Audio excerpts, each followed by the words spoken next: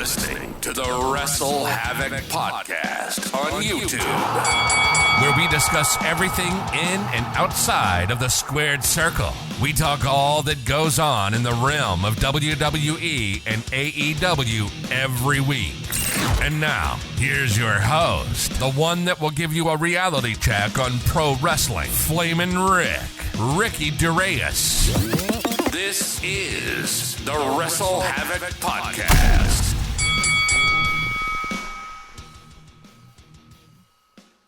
What's up, everybody? It is Flamin' Ricky DeReyes, right here on the WrestleHavoc Podcast, here to review AEW Dynamite from February 1st, 2022, coming to us from Dayton, Ohio. We got a lot of things to talk about right here on the show.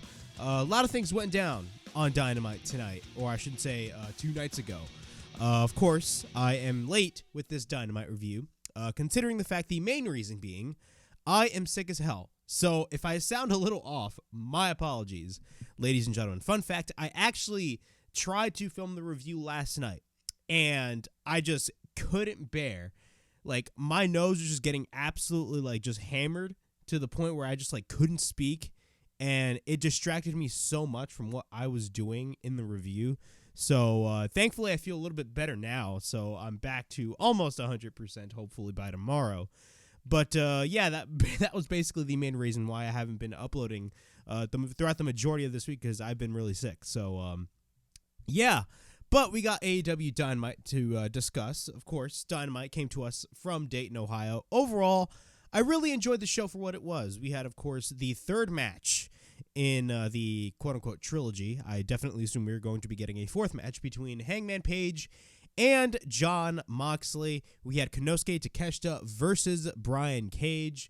Bryan Danielson versus Timothy Thatcher from Pro Wrestling Noah. And we also got MJF versus Konosuke Takeshita next week on Dynamite, which I'm very, very, very, very excited about. Of course, we also had the main event, that being Darby Allin defending his newly won, and yes, I still call that his newly won TNT title, against Samoa Joe in a fantastic Fall Count Anywhere match. The match was flat out amazing. But Samoa Joe won the title. Now, I like the fact that Samoa Joe won back his TNT championship, but at the same time, I do not like it because of the fact that you are now, at this point, hot potatoing the TNT championship. And if you really think about it, what was really the point of having Samoa Joe drop that title? I get it was Darby Allin's hometown in Seattle, but still, kind of made no sense. So really, realistically, if you think about it, what was the point? But I'll talk about that later on right here on the AEW Dynamite review. Before I get on with all this craziness, make sure to like and subscribe to the WrestleHavoc Podcast right here on YouTube, in which we discuss everything in and outside of the squared circle. Make sure to like and subscribe for more content, and as the frickin' referee would say, ring, ring, ring that damn bell for more notifications. Also, the WrestleHavoc Podcast is also available on audio platforms. It is available on Apple Podcasts, Spotify, Anchor, and Google Podcasts. So if you guys want to listen to the WrestleHavoc Podcast in audio format, it is available on all of those platforms. The links will be in the description below. Side note, again, I still haven't uploaded those past few episodes of the podcast on those audio platforms. So once again, please bear with me. Be on the lookout for those. My apologies. I haven't been up to date with those as well, because I've been mainly focused on this YouTube thing. But, yeah, man, we got AEW Dynamite. Also, the link will also be in the description for the Raw review. Yes, the Raw review is finally also up on the channel. Of course, we talk about Cody Rhodes setting his sights towards WrestleMania 39, as he will be facing the Tribal Chief, the head of the table, the top guy in the business today, Roman Reigns. And that's going to be a fantastic match overall. So if you guys want to check out my Raw review, it's up on the channel. The link will be in the description below. All right, let's get on with AEW Dynamite. Let me drink some water real quick. All right, let's get on with Dynamite. Dynamite, I thought, was pretty good. I really enjoyed the show. We had great wrestling overall on this show. My apologies. The intro was still on. I didn't even bother turning it off. But, yeah, man, we had, of course, the first match of the whole night, Hangman Page versus Jon Moxley, a feud that I have been very much a huge fan of. I've been a big fan of this whole feud because they basically took something that was real life and turned it into a storyline. Not only that, the storyline itself is very simplistic, and that's what I really like when it comes to wrestling. I like simplicity, but at the same time, I like simplicity when it's good. And that's really the whole thing when it comes to Hangman Page and Jon Moxley. Of course, this is their third match. Of course, their first match was a couple of months ago, and that was where Hangman suffered the concussion. And then, of course, they had the rematch a couple of weeks ago on Dynamite at the Kia Forum, which was a fantastic opener. And you actually had Hangman Page actually get the win clean over Jon Moxley. And now we have this third match in which basically at the end of this match, Moxley escaped Hangman, but Moxley still won the match. I definitely see a fourth match happening. My best guess is the Revolution pay-per-view. But we'll see. I think they're going to add some sort of stipulation. Like, what is it going to be? Like a cage match? Who knows? But overall, the match that they had on Dynamite was absolutely fantastic. So let's get on with the match. Moxley makes his entrance with both his father and Wheeler Yuta. Of course, Dayton, Ohio is, I believe, an hour away from Cleveland, Ohio. So, yeah, or no, from Cincinnati, not Cleveland. Cincinnati, Ohio, because that's Moxley's hometown. So he makes his entrance with his father and Wheeler Yuta. Moxley immediately attacks Hangman Page when he makes his entrance. Moxley then sends Hangman Page to the barricade, but then Moxley wraps the sweater of Moxley. Basically, he wraps his own sweater over the head of Hangman Page. Then he takes Hangman over the barricade to the crowd. We got a flying sledge after that by Moxley. Moxley then fights off Hangman in the crowd, and then Hangman regains control. We get a boot by Hangman on Mox when he is sitting on the chair. Mox then later applies the figure 4 on Hangman after that. Hangman and Mox go back to the ringside area. Mox then grabs a chair, and he works on Hangman on the outside, but then Moxley applies the chair. So when he grabs the chair, he actually applies the chair on the knee of Hangman Page, and Moxley actually goes to the apron. Now, keep in mind, I believe I forgot to mention that the match actually did not start before the match. So the match did not even start, so that's why he's using the chair, but the referee is blocking Moxley for whatever he's going to be doing to Jon Moxley, which actually leads to Hangman Page to actually free himself from the chair and throw the chair, ECW style, Sabu style, on Jon Moxley, and that looked absolutely brutal. After that, the commentators mention, of course, that the match hasn't begun yet. Hangman goes for a superplex on Moxley on the chair, on the outside, on the floor. At this point, both get back in the ring. The bell rings. The match officially starts. Both fight it out. Both exchange shots. We get a headbutt by Hangman Page. Moxley goes for the basement dropkick on the knee of Hangman. Moxley then applies the figure 4. For a second, it looked like it was going to be a figure 4, but it actually wasn't a figure 4. I have no idea what that was. It was some sort of leg submission. Correct me if I'm wrong, please. At this point, Moxley is busted open, as Jim Ross would say. Hangman then goes for a German suplex. Then he fights off Moxley. At this point, Hangman is in control of the match. We got a chop by Hangman on Moxley. Hangman goes for repeated rights, and then he fights back with the chop. Both men exchange chops, but then Moxley gets caught by Hangman and hits the fallaway slam. So after that fallaway slam spot, Moxley is on the apron. And then Hangman goes for a springboard lariat attempt, but then Hangman gets caught into a lariat by Moxley, which looked pretty sick, by the way. Lariats are a common occurrence throughout this match. And it was the same thing with the last match, but again, lariats play a big role throughout the majority of this match. So after that, both Moxley and Hangman are on the apron. Moxley then applies a sleeper hold choke on Hangman on the apron, but then Hangman goes for a pile driver attempt. And then he has trouble picking him up, but then Hangman fights back. Hangman then gets Moxley up, but then Moxley goes down. Hangman then picks up Moxley after. So they're going really back and forth. Moxley's trying to go for the pile driver attempt, but then when Hangman counters, it looks like he's about to go for the Deadeye. But what happens later on is that Hangman picks up Moxley, and then he throws Moxley face first onto the top turnbuckle area, which leads Moxley, sending him to the outside. Once we go to commercial break, during the break, Hangman is realistically is in control throughout the beginning stages of the commercial break, but Moxley ends up fighting back. Hangman drops him down with an elbow strike. Both men at this point are on the top during the break, and then Moxley scratches the back of Hangman when both men are on the top. Once we're back from commercial break, both men are on the top, but then Hangman picks up Moxley. Hangman then hits the Death Valley Driver off the top. We get a cover by Hangman and a near fall, but then Hangman boots Moxley around, and he yells at him to stay down. Moxley then tries to get up, but then Hangman boots him once again. Moxley then gets up and slaps him, so Moxley has that fighting spirit. Moxley then counters by hitting a cutter on Hangman. He hits an immediate cutter, which looked absolutely insane. Then after that, we get a right hand by Moxley. Both men exchange shots. Both continue to exchange shots of their own. Moxley goes for a chop, Hangman with the right, and then he goes for a couple of chops as well. After that, we get repeated kicks by Moxley after that, and then he applies the sleeper hold. But then Hangman counters with a backdrop suplex, but then Hangman gets back up on his feet and hits a backdrop suplex of his own, which looked absolutely fucking crazy. Then Hangman gets taken to the corner, but then we get this is awesome chants by the crowd, so you know the crowd is absolutely enjoying this fucking match. Then Hangman gets taken to the top rope, but then Moxley goes up. Moxley then hits a suplex off the top, and now the commentators refer to it as a front tracer suplex. Correct me if I mispronounce that. But we get a cover into near fall. Moxley then drives his elbows, a Blackpool Combat Club style, and then he applies the Bulldog choke, but then he kicks his head in, just like Bryan Danielson, and then he tries to go for the Death Rider, but after that, Moxley blocks him, but then Moxley rolls up into an armbar. Hangman then gets his boot onto the bottom rope, but then Hangman throws Mox over the top onto the outside, and then Hangman goes to the top, and then he hits a moonsault, but then Moxley moves out of the way. Moxley then ends up hitting a lariat on Hangman Page.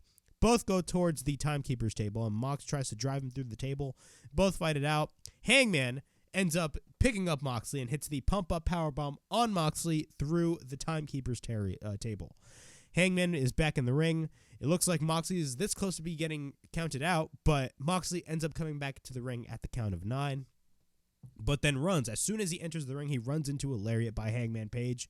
And then Hangman grabs Moxley and hits the Deadeye on Moxley. We get a cover and a near fall, but then Hangman misses a boot. He lands on... so Hangman, after he missed the boot, he runs into a King Kong lariat by Moxley. And when I tell you this was a legit, like, fucking crazy-ass lariat, I mean it, man. That lariat was brutal as fuck. Both exchange shots again. Hangman goes for a thrust kick. He tries to pick up Moxley, but then he hits a small package driver after that. We get a cover by Hangman and a near fall. Hangman is on the apron. He tries to go for the buckshot lariat, and when he does, he actually misses the buckshot attempt. And then Hangman counters back with a tombstone pile driver. And then he goes back to the apron, but then he hits the buckshot lariat. We get a cover by Hangman and a near fall, so he finally succeeded in hitting the buckshot lariat. Hangman then basically, with the blatant disrespect on Jon Moxley, goes for the Bulldog choke. Yes, Jon Moxley's own move. But then Moxley rolls him up and has the shoulders of Hangman down. So once Moxley rolls him up, Moxley gets the 1-2-3 and beats Hangman Page, basically escaping Hangman Page, I should say, because Moxley at this portion of the match, he was getting beat to shit. But Moxley ends up winning the match, and then after the match, Moxley gets pissed off. Hangman, after he's pissed, of course, Claudio and Wheeler Yuta come in. Both Moxley and Hangman push each other, and Claudio is basically in between them, and Moxley flips him off. Moxley, in retaliation, does the Snow Angels, which was funny as hell. And then after that, Hangman goes for a couple of push-ups, but then Hangman leaves the ring. And then Moxley has both of his arms up in celebration of his win and flips off Hangman in the process. And the match, and if you want to say the after-match segment, happened. That shit is over. Overall thoughts on this opening match on Dynamite. I really enjoyed this match for what it was.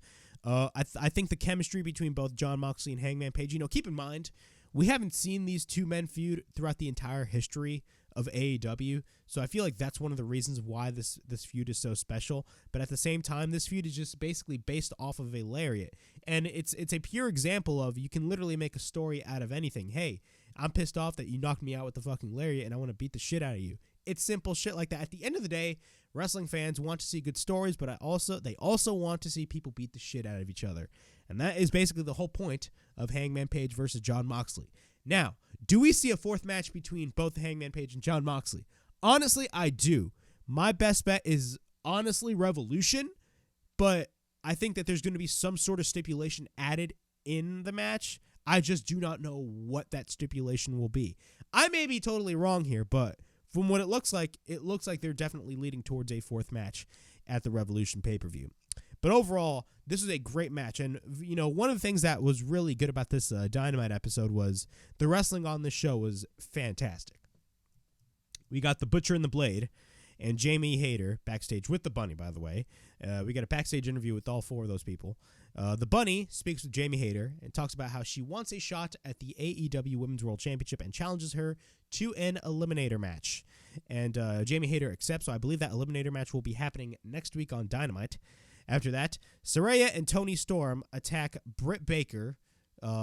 It shows on the screen, and it looks like there's going to be some issues right there. Of course, they're doing this whole established versus homegrown feud with the women's division, which I believe is it's definitely the right way to go and the right direction to go when it comes to the women's division, because if there's one thing that I have criticized heavily on AEW throughout its history is the fact that they haven't really utilized their women's division to their full potential. And it's not even the talent's fault. It's not the talent's fault. It's the booking. It's honestly, if you think about it, it's the booking. But of course they're playing into the story with Saraya, Toni Storm attacking Britt Baker after. All right, we got the Acclaimed versus a random tag team. Very entertaining match. The random jobber tag team does the whole Acclaimed scissoring shit. And then the Acclaimed go, basically, Bones goes for they hit the Scissory Timbers first, they hit the Arrival, and then Caster goes for the mic drop. We get a cover, and they win the match. After that, the Gun Club come out. Of course, last week on Dynamite, they did the Acclaimed and Gun Club family therapy with Billy Gunn. And the Guns want an answer if they got their title shot. And Bones asked the people. The people looks like they're saying no. Bones says no. At this point, both teams argue, and then Billy Gunn, yes, Daddy Ass, gets so pissed off to the point where, he leaves the ring. And once he's walking up the ramp, you have Austin Gunn just completely, just flat out disrespecting his father, saying, yeah, leave like you did our childhood. And that set Billy Gunn off to the point where he went back in the ring and just basically judged Austin Gunn, saying, who the fuck do you think you are, blah, blah, blah. Billy gets so pissed off, to the point where he just says, you know what? They accept. You guys got your match. So where does this look like they're leading to? Now, I hear some people, ridiculous people, saying that they're going to split Billy Gunn with the Acclaimed. That is the dumbest thing to ever do. Why would you do that, considering the fact that Daddy Ass is literally the most over guy in the whole entire group, in my opinion? But also, it'd be really dumb. Why would you split Billy Gunn and the Acclaimed when the Acclaimed are still one of the hottest tag teams, if not the hottest tag team in AEW right now? That would make no sense whatsoever. What I definitely see them leading to is probably kind of similar to what, now don't quote me on this, but what I see them possibly doing is beating the shit out of each other, wrestling in a match, and then possibly reconciling and all that shit. That's what I see happening, but I may be stupid and I may be wrong. But it is what it is. I have no idea where this is going, but I will guarantee you one thing. There's no chance in hell, no pun intended, that the Gun Club is going to be winning those tag team titles. The Acclaimed should not lose those AEW tag team titles at all. They are literally the hottest tag team in AEW right now. There is no reason right now for you guys to drop, for the Acclaimed, I should say, to drop those AEW tag team titles, period. Because of the fact that they're just so damn hot right now. All right, we get a Jungle Boy Jack Perry backstage interview with Alex Marvez. Talks about his intentions for 2023 and says that he will be champion again, but he's going to be a champion all by himself. Where is that leading to? Possible TNT Championship run? Possible All-Atlantic title run? I'm very excited. I mean, it's time for Jungle Boy to, in my opinion, for AEW to really step it up with Jungle Boy and start thinking about putting gold on Jungle Boy's waist, man. I mean, I genuinely believe Jungle Boy can definitely be a destined main eventer in at least, the next 5 years, maybe even less. And I'm being 100% honest with you guys. Imagine a feud with MJF and Jungle Boy. That would be fire. I believe they did feud back in 2020. I believe they had a match at Double or Nothing 2020. This was the first pay-per-view of the pandemic. Correct me if I'm wrong, but I believe they had that match. All right, we got Brian Cage, who is on an absolute tear, taking on the Japanese sensation, Konosuke Takeshita. Very good match overall. Brian Cage looks absolutely great. At this point, I'm not really giving a shit about the whole thing with the embassy. Of course, he is 1/3 of the Ring of Honor 6-man tag team champions. But honestly, I just care about Brian Cage and nobody else. I'm not really that big of a fan of the embassy, to be quite honest with you. But Brian Cage is fucking awesome. See, I always, when they first signed Brian Cage back in 2020, I was always like, yo, this is the guy. Like, he's going to be a legit machine. And then he did the whole thing with Team Taz, which I loved. But then after Team Taz, I mean, like, really, realistically, what the hell was Brian Cage doing after that? But I believe there was some, backstage situation where, like, his wife was saying, like, oh, yeah, he isn't being booked enough. And I think that's what caused him to not really be booked as well, and not as much, I should say. But, it's great that Brian Cage is definitely finally finding his stride in AEW. And this match with Konosuke Takeshita definitely proved it, in my opinion. We get a rolling elbow by Takeshita. Takeshita takes him down. Cage is on the apron, but then Takeshita goes for a boot. Takeshita then goes for a crossbody onto the outside. After that, Cage goes for a powerbomb onto the post, which looked very brutal. We get a dropkick by Brian Cage. After that, we get a cover and a near fall. After that, both exchange shots. Takeshita, being Takeshita, goes for that all-amazing Blue Thunder Bomb. Shout out to Sami Zayn. Then after that, Takeshita goes for a knee landing in the corner. So he tries to hit the knee on Cage, but then Cage ducks, and then he lands onto the corner. After that, Cage goes for a missile off the middle rope, I should say. Not a missile drop kick. Off the middle rope, he hits a suplex. We go to commercial break. We got a jumping knee strike by Takeshita. After that, we got a drop kick by Takeshita. Takeshita then goes for the lariat, but then we got a German suplex by Konosuke Takeshita. After that, we get a jumping knee countered into a buckle bomb by Brian Cage.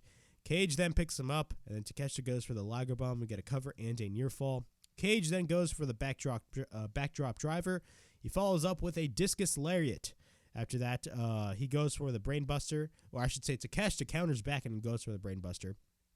And he hits the brainbuster actually for a second time, which looked absolutely insane. He goes for it again, and we get a cover and a near fall. Cage then flattens Takeshita down to the mat, and then he takes Takeshita up, and then both men are up the top. Takeshita, all of a sudden, hits a brainbuster off the top, follows it up with a running knee, and we get a cover, and Takeshita wins the match. Great showing by Konosuke Takeshita. I'm going to be 100% honest with you guys, man. AEW needs to capitalize on the popularity of Takeshita, and I think they're doing it really well. But, bro, put that All-Atlantic Championship on Takeshita, please. Like, put that All-Atlantic title on Takeshita. Please, bro. Just please. After that, we get a backstage interview with Chris Jericho. Talks about how Ricky Starks wants a match. And it's weird how Ricky Starks would want a match if he already beat Chris Jericho a couple of weeks ago. But he says that he has to go through a gauntlet. And Garcia and Sammy Guevara state that it's the Garcia-Guevara or Guevara-Garcia gauntlet. And he has to face each member of the Jericho Appreciation Society one-on-one. When have we haven't seen this in AEW? Like, bro, we got Bryan Danielson going through hoops to face MJF, which is a common MJF thing. And at the same time, we got Ricky Starks having to basically wrestle every member of the Jericho Appreciation Society in order to wrestle Chris Jericho. Keep in mind, a man he already beat. So, like, what really is the point of this shit? What? To kill time? I have no idea, but not really that big of a fan of that, in my opinion. I think it's really stupid because, like, we have Bryan Danielson basically doing the same thing. Why should we have Ricky Starks doing the same thing? That is me. But he has to face, of course, Angelo Parker, Matt Menard, and then Sammy, then Daniel Garcia, and then he can get his hands on Chris Jericho. The Elite, playing basketball, challenge A.R. Fox and Top Flight on Dynamite next week. But then this Friday on Rampage, so the Firm come in. You know, the Firm has been, I don't want to say they have been devalued, but, like, from where they were when they were first introduced by MJF to now, holy shit. Like, the Firm is just not, like, if you think about it, what was really the whole point of the Firm? If you think about it, what was the whole point of the Firm? I have no idea. But it is what it is, bro. Chris Jericho Oh, not Chris Jericho. So the Elite challenge AR Fox and Top Flight next week on Dynamite, but then the Firm come in, and Ethan Page, Matt Hardy, and Isaiah Cassidy challenge the Elite on Rampage. Yes, the Elite will be wrestling on Rampage. When was the last time the Elite wrestled on Rampage? I completely forgot when. But I believe a couple of Rampages you had the Young Bucks wrestle. I believe they did wrestle the Lucha Bros months ago, which was a fantastic match, by the way. The Lucha Bros and the Elite, never have a bad match. But, of course, they did have that Best of 7 series later on by the end of this year, leading into this year. All right. So, yeah, we're going to be getting the Elite versus AR Fox and Top Flight next week. And we're also going to be getting the Elite versus the Firm this Friday on Rampage. Oh, yeah, and by the way, you had Isaiah Cassidy go up to Kenny Omega and do his moan. Like, he basically moaned in the ear of Kenny Omega, which is hilarious. We got Bryan Danielson versus Timothy Thatcher from Pro Wrestling Noah. So Timothy Thatcher, of course, he's one of the opponents that Bryan Danielson has to face in order to wrestle MJF at the Revolution pay-per-view in a 1-hour Iron Man match, which signed me the fuck up, because that match is going to be an absolutely fantastic barn burner of a match. Bryan Danielson and MJF are going to absolutely kill it. But, of course, Bryan Danielson has to get through Timothy Thatcher first, and next week he has to get through Roosh. Yes, he's going to be wrestling Roosh next week on Dynamite. After that, so let's talk about the match a little bit. This whole match is basically very technical match between the two. Thatcher is in control. He goes for a series of uppercuts and chops into the corner. He drives his knee and hits a knee strike onto the shoulder of Danielson. That's a very common occurrence throughout the majority of this whole match. Of course, Danielson is selling his shoulder, of course, about what happened last week when Bryan Danielson and MJF basically beat the shit out of Bryan Danielson. And Danielson almost did not get cleared in kayfabe by Doc Samson, but instead, Danielson wanted to wrestle anyway. We get a couple of body shots by Danielson. Bryan goes for the dragon screw, but then Danielson goes for a bow and arrow stretch. Thatcher then grips the fingers of Danielson onto the injured shoulder. Thatcher then drives his knee on Danielson, and then we get a couple of chops by Danielson into the corner. We get repeated kicks on Timothy Thatcher. We get a running kick by Danielson, but then Thatcher regains control. He picks up Danielson and goes for the double wrist lock. Danielson then goes down and gets his foot onto the bottom rope. After that, once they're back from break, Timothy Thatcher is in control. Thatcher goes for repeated body shots on Danielson. Danielson then fights back with a series of headbutts. We get a double underhook suplex by Thatcher on Danielson. We get a cover and a near fall. Both men are on the top. Thatcher then goes for the double underhook suplex. That's what it looks like. We get repeated right hands by Danielson, but then Danielson gets he hits a headbutt, taking Timothy Thatcher down. But after the headbutt spot, Timothy Thatcher actually comes back. Danielson goes for repeated body shots, but then we get a headbutt by Danielson, taking Timothy Thatcher down. Danielson then goes for a shotgun dropkick on Thatcher. We got a couple of uppercut exchanges by both. We get repeated kicks by Danielson. Thatcher then blocks his, Thatcher blocks the final kick of Danielson. Danielson, though, counters with a backslide pin attempt. We get a near fall. Thatcher then applies the armbar, but then Danielson goes for the high kick. But then later, MJF, the world champion, along with his Triple B, comes out.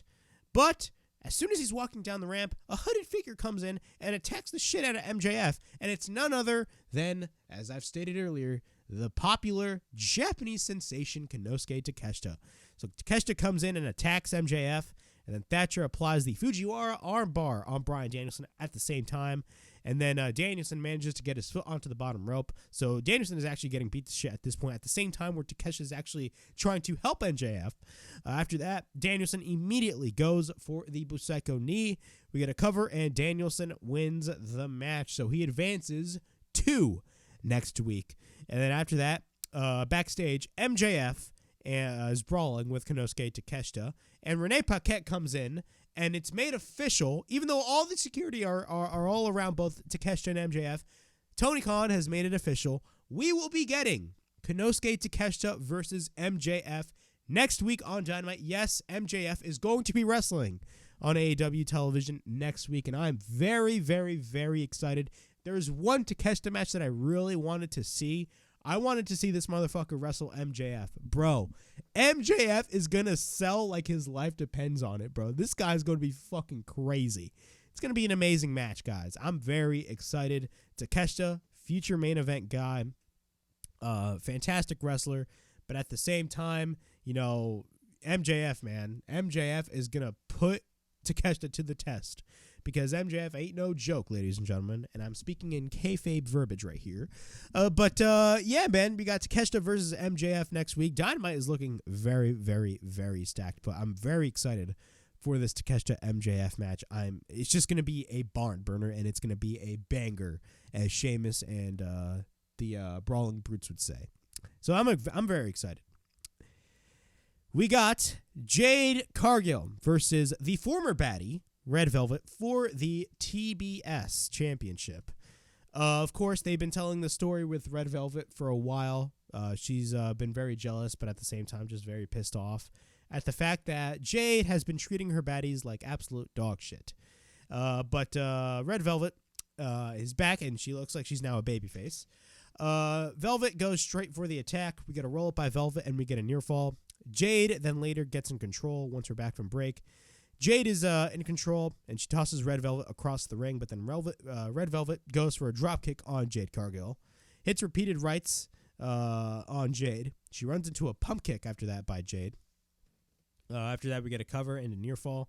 Another former baddie, Kiera Hogan, comes in and sends one of the baddies, I completely forgot her name, onto the steel steps. We get a kick by Velvet, but the ref isn't there. So then Aubrey comes in. We get a cover and a near fall. Velvet then applies the armbar, but then she gets her up. Velvet goes for the sunset flip, but then Jade catches her and sets her up and hits the Jaded. And we get a cover, and Jade retains her TBS championship, and she is officially 50-0 in her TBS title run. The big question that I have to ask is regarding Jade Cargill. The question that I have to ask regarding Jade Cargill is, we now have seen this dominant run with Jade Cargill and the TBS championship. She won this championship back in the first Dynamite of last year and hasn't lost a single match since. My one very, very, very important question that I have is, who the fuck is going to beat Jade Cargill? Who did you build up that is on the exact same level of Jade? Because from what I'm watching, I'm clearly not seeing anything. All I see is a backstage segment with Jade announcing her opponent for next week, blah, blah, blah, and that's all. Who are they slow building to set up Jade Cargill to lose that TBS title? Because she's eventually going to lose that title, but the question that we really need to ask ourselves is, who has AEW built up in order to dethrone Jade Cargill? I got a quick answer for you. Nobody. That's all I'm going to say. Britt Baker backstage. We get a medical update on Britt Baker, and Ruby Soho comes in, and she asks Britt if she is good. And Britt thinks, those were your girls right there because of the fact that Ruby Soho, of course, she did come from the WWE. She wasn't homegrown like Britt Baker. And Britt thinks it was her. Ruby was in on the whole thing. But then Britt says she's good, and she just wants to be left alone. Very interesting stuff right here. Britt Baker and Ruby Soho. Do you think Ruby Soho is going to be part of this whole homegrown side instead of the established WWE side? Now, a lot of people were pointing towards Ruby Soho being being partnered with Saraya and Toni Storm, but I wouldn't really mind if Ruby Soho was actually partnered with Britt Baker and Jamie Hayter. That is just me, but I'm very, very, very interested to see where this angle goes in the future. All right, in our main event, we got a very brutal-ass match, a fantastic brutal match. It was very good, between Darby Allin and Samoa Joe. I believe this is their third match in the trilogy, and this time it's a Falls Count Anywhere match. Of course, Darby Allin defending his title against the current Ring of Honor World Television Champion, Samoa Joe. Speaking of Ring of Honor, I believe they're going to be starting to tape Ring of Honor by the end of February in Orlando, Florida. I believe that was in the news. So hopefully, we can get Ring of Honor, finally. But aside from that, let's talk about this match. What are my thoughts on this match? I thought this match was fantastic. Samoa Joe has never looked better. He's never looked better than now. I think, in WWE, especially those last few years in the WWE, especially that last year, He was basically neglected to commentary, basically. But overall, man, I believe that Samoa Joe has, in a way, kind of reinvented himself with this whole King of Television shtick. And I thought, even though I totally understand the point of Darby Allin winning the TNT Championship in Seattle, at this one perspective, it makes total sense. But on the other perspective, it kind of makes no sense, because if you really think about it, Samoa Joe just won that TNT title at Full Gear, and all of a sudden he drops it to Darby Allin in Seattle. I get it was Darby Allin's hometown, but at the same time, what really was the point? And then Darby Allin has the TNT Championship, and he's been on a tear with that TNT title. And I've stated on previous Dynamite reviews that the state of the TNT Championship was becoming so much better than it was last year, because last year the TNT Championship was in its worst state. But then all of a sudden, we have the ending of this match, which I'll talk about after I go through the match, and we have Samoa Joe winning back the TNT Championship. Now, Darby Allin, I believe, has had 5 defenses with the TNT Championship. He's been defending his title every fucking week. So you can't really deny that. But at the same time, Samoa Joe, wins back the TNT Championship, and Darby Allin, just won it a couple of weeks ago. Literally almost a month ago, if not a month ago already. So, if you really think about it, what was really the whole point of Darby Allin winning that TNT Championship? It all goes down to the point of, hey, you're hot potatoing that TNT Championship. I'm sorry. And also, we had the return of Wardlow, which, let's be honest, I didn't get excited when Wardlow came out. Wardlow's momentum went from here, back in the spring of last year, to fast forward all the way to the fall, all the way down here. I'm not really excited for Wardlow to beat Samoa Joe, if that's where they're leading to. But Darby, let's get in with the match. Darby goes straight for the attack, goes for a chop. Joe is in control over Darby, but then Joe goes to the outside, grabs the table, but then Darby goes for an immediate tope suicida, knocking Joe out with the table. Darby then tries to send him to the steps, but then Joe reverses, and Darby goes over the steps to the barricade. After that, Joe and Darby are up on the steel steps. Joe throws Darby onto the steps. Once we're back from break, Joe's in control. We get a cover by Joe into near fall. Joe then applies a sleeper hold on Darby Allin, but then Darby takes him to the corner. Darby fights off Joe with a couple of open hand slaps. He runs into the corner, but instead runs into a Uranagi into the corner by Samoa Joe. We get a cover by Joe into near fall, and then we get a couple of chops by Joe. We get a kick by Joe taking Darby to the outside. Joe then takes out a table and he sets it up onto the barricade, but then Joe applies the coquina clutch. After that, Darby goes for the jawbreaker, and then we get repeated chops by Darby, but then Joe immediately throws Darby to the outside. Joe then goes for a brainbuster, and then he grabs 2 chairs, and then he takes both chairs and sets up both chairs behind one another. And he powerbombs Darby through both chairs, with Darby landing on his back, which looked fucking painful as hell. He sets up the chairs, but this time front and front. And then what happens is he picks him up again for the powerbomb attempt, but then Darby counters and goes for the immediate code red. We get a cover by Darby into near fall. Darby then hits the stunner, but then after that, he puts on his sweater with the thumbtacks all over it, and he hits the coffin drop off the top. We get a cover into near fall, but then Darby then cuts off the strings that hold up the mat in the ring. And after that, after he does that, Darby exposes the canvas, and then Darby goes for the elbow suicida, but then Joe walks off. Yes, he did the famous walking off spot, and Darby lands on the table. That was funny as hell, but at the same time, very brutal. Joe goes for a powerbomb in the ring, but then Joe puts the sweater of Darby on the head of Darby, and then Darby gouges the eyes of Joe, but then Darby hits Joe with the chairs, but then Joe gets checked on by the doctors. After that, pushes the referee towards the ropes while Darby was on the top, but then Joe hits the muscle buster on the wood, the exposed ring, the exposed mat. We get a cover. Joe wins back the TNT Championship. The King of Television is back. After the match, Wardlow comes out, attacks Joe, but then basically Joe escapes, and he powerbombs everybody in sight, and the show ends. What are my thoughts? Now, I already stated my thoughts, but I'm going to reiterate myself. What are my thoughts on Samoa Joe winning back the TNT Championship? On one hand, I like it because if you really think about it, he should have never dropped that title to begin with. I get that they dropped that title in the hometown of Darby Allin, but at the same time, Joe just won that title at Full Gear. So realistically, what was really the whole point of him dropping the title? Not only that, he was just really getting off the ground with his whole King of Television persona. It was so good the way Joe was like handling himself when it came to those promos that he was cutting. So yeah, on the other hand, when it comes to Darby and the TNT Championship, right? I've stated on previous reviews that the TNT title is finally getting its stride once again. It's finally starting to become more and more important. And then, you know, all of a sudden now you're hot potatoing the title once again. What are you doing with the TNT Championship at this point? You know, you have it to Wardlow. Wardlow drops it to Joe. And then he drops the title to Darby in his hometown. Darby has a short run with that title for almost like less than a month. And then he drops it back to Joe.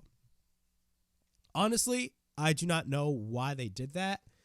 But again, I like the fact that he has the belt back.